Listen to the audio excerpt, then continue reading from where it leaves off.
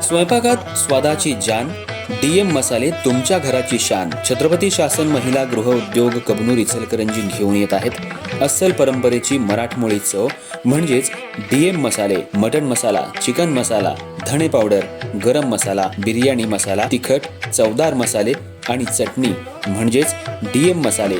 तर आजच आपल्या जेवणाची रंगत वाढवण्यासाठी केमिकल विरहित डीएम मसाले, गृहिणींच्या मनातले मसाले आणि चटणी अवश्य वापरा. डीएम मसाले महिला बचत गटाद्वारे करणारे स्वच्छ माफक दरामध्ये म्हणजेच डीएम मसाले.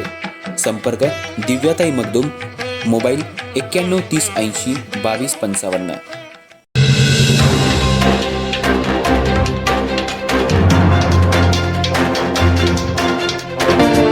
नमस्कार, मी तेजस्विनी मगदूम. एम मराठीमध्ये आपल्या सर्वांचं स्वागत आहे. पाहूयात ठळक घडामोडी.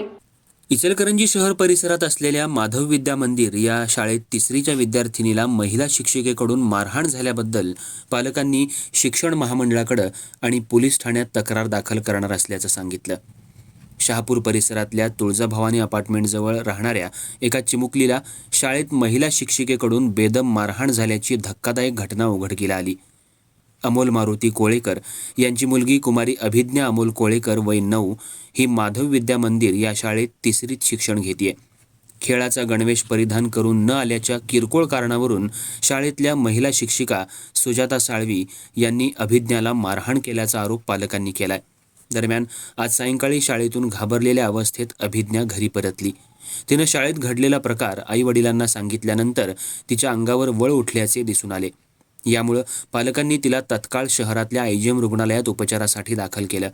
उपचारादरम्यान अभिज्ञानं शाळेत यापूर्वीही वारंवार मारहाण झाल्याचं सांगितल्यानं पालकांचा संताप अधिकच वाढला. यानंतर पालकांनी संबंधित महिला शिक्षिका सुजाता साळवी यांच्याकडे जाब विचारला असता त्यांनी उडवाउडवीची उत्तरं दिली. याची तक्रार शाळेचे मुख्याध्यापक यांच्याकडेही पालकांनी केली. मात्र मुख्याध्यापकांनी आणि महिला शिक्षिकेनं आमच्या शाळेत असं काही घडलंच नाही असा साजूक आवाहनात पालकांची दिशाभूल केली. त्यामुळे शाळा प्रशासनाच्या भूमिकेवर प्रश्नचिन्ह निर्माण झाले. तर प्रसारमाध्यमांशी बोलताना अभिज्ञाचे वडील अमोल कोळेकर यांनी या प्रकरणी शिक्षण मंडळाकडे तसंच शहापूर पोलीस ठाण्यात अधिकृत तक्रार दाखल करणार असल्याचं स्पष्ट केलं. शाळेत शिक्षण घेणाऱ्या विद्यार्थ्यांच्या सुरक्षिततेचा प्रश्न ऐरणीवर आला असून दोषींवर कठोर कारवाईची मागणी पालक वर्गातून होतीये. या घटनेमुळे इचलकरंजीतील शैक्षणिक वातावरण आणि शाळांमधील शिस्तीच्या नावाखाली होणाऱ्या अत्याचारांबाबत पुन्हा एकदा गंभीर चर्चा सुरू झाली आहे.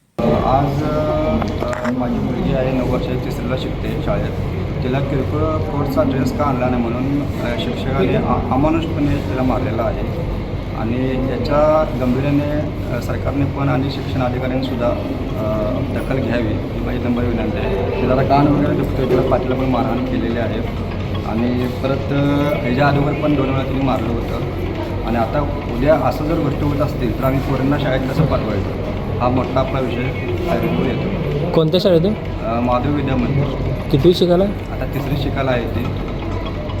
आणि फोन विचारून शिक्षण विचारतो तिने त्यांचं उत्तर पण प्रतिक्रिया पण व्यवस्थित येत नाही. तिने डायरेक्ट म्हणतात की आम्ही अशा केले नाही, मारले नाहीत आणि अशा आम्ही करतच नाही आणि असं उलटं त्यांचे उत्तर येतात.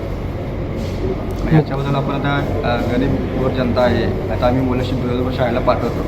आता आम्ही कुणाकडे बघून पोरांना शाळेकडे पाठवायचं? शिक्षणावर भरोसा करायचा का नाही करायचा? उद्या काय बरं वाईट झालं तर कुणाला जबाबदार करायचं? तक्रार दाखल केली? तक्रार दाखल केलेलं आहे. डोकं पण आपटलेलं आहे. त्याच्यामुळं आम्हाला तक्रारही करायला लागणारच आहे आणि आता मी इथं MNC करून तक्रार पण उत्तर देणार आहे. मग याच्यावरती आता काय पोलीस बोलतील, प्रशासन काय याच्यावरती ॲक्शन घेईल हे पण आम्ही बघू.